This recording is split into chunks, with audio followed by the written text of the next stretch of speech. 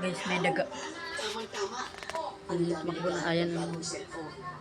Yun na lang ang gusto ko ngayon ha. Magpapalamig muna ako. Hindi ka na ako mahuli. Putang ina mo. Video ko muna dyan.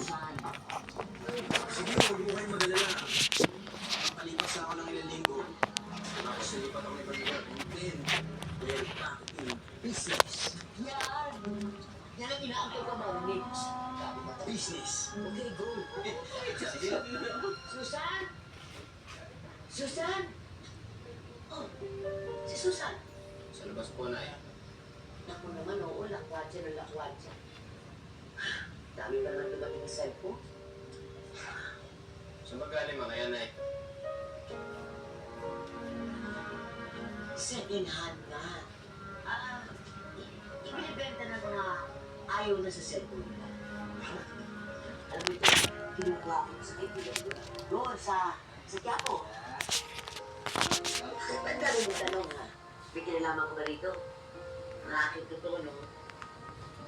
Kasi po, dinadami niyo po si Susan.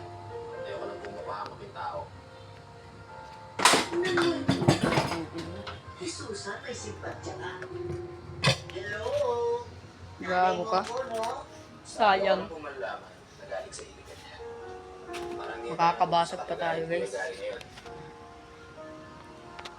Walang kasalanan si Gary. Ang ayos-ayos ko ng Siya, kita-kita ko dahil sa dito. kagagahan ng Gaganyulin susabihan. niya ako. Kaya dapat lang, Kupal. bayaran niya ng habang buhay sa pamilya natin ang kasalanan So, tapos na tayo naganting ng daga. Tapos na tayo naganting ng daga. Salamat.